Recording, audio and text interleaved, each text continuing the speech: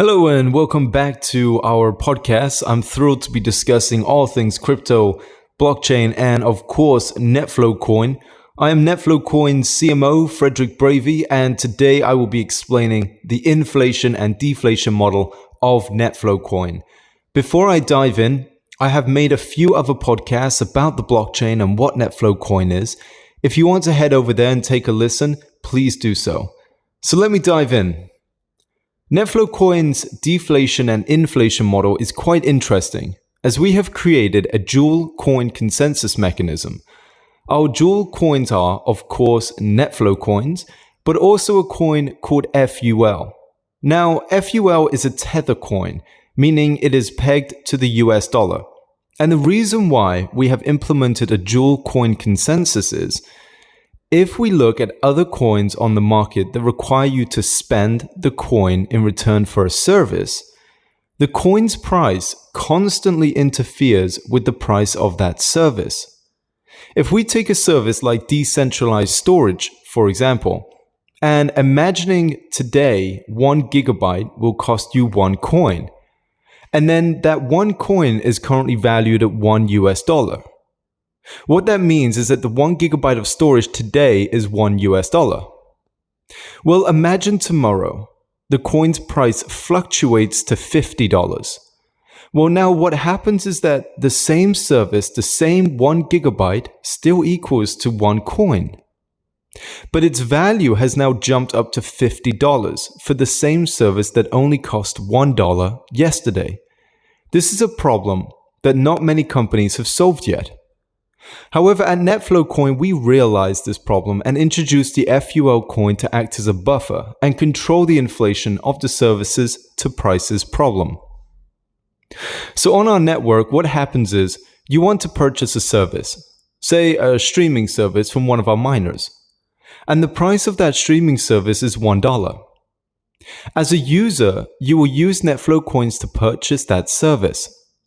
But the NetFlow coin will be converted into FULs first, and it's the FUL that will be used as payment for that service.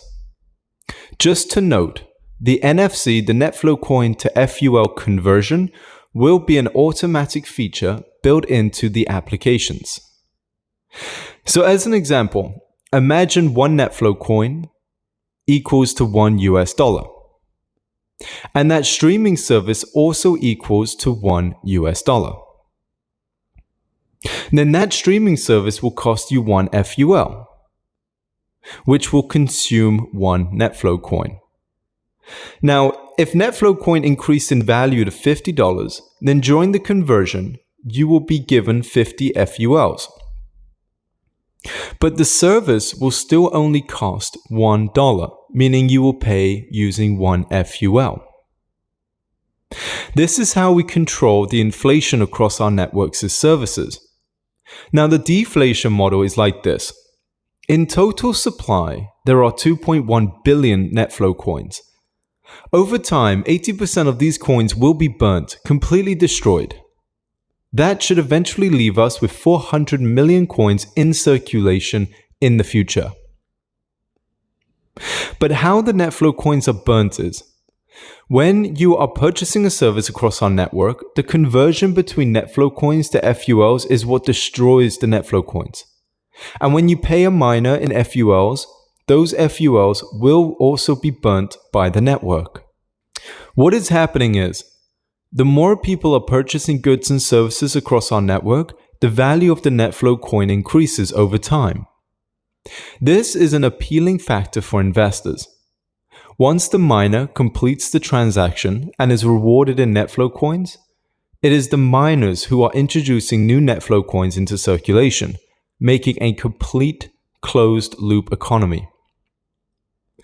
Now, the inflation and deflation model is quite straightforward.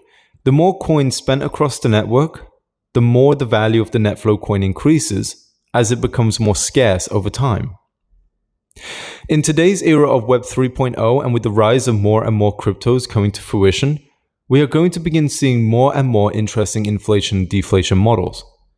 It is one of the most important aspects of a coin's business as investors want to understand the value of a coin's return over time. It is also a key aspect to controlling whatever service is being offered by the specific coin. About 80% of investors only focus on short-term token price instead of understanding the real value of the project. But what are the motivations and benefits for investors to hold NetFlow coins for the long term? So there are two market drivers of the NetFlow coin's token value. The first is the speculation and investor interest you see from every other crypto. This varies depending on market sentiment and popularity. The one that we believe is more interested and rooted in tangible reality is the closed-loop economic system I mentioned earlier. In order to sustain the SDVN, which for our audience is Software-Defined Virtual Network, we have the FUL token. The FUL token pays for network fees and communication fees. The value of the FUL token will also be pegged to the US dollar.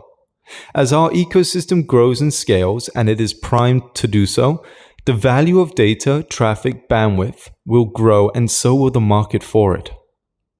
NetFlow coins are what FUL tokens convert into and is the currency of the NetFlow coin network.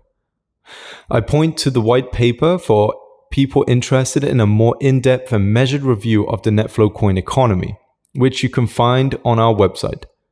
But to conclude, the inflation model will ensure the NetFlow coin's value will only increase over time.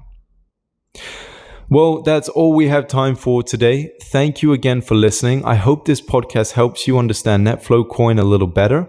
If you have any questions about the blockchain, crypto, or NetFlow coin, you can easily reach out to us by dropping your questions in our Telegram group or by sending us a message via our contact page on our website at netflowcoin.io/contact. Join me for next week's podcast as I explain the key characteristics of NetFlow coin. Thank you everyone and goodbye.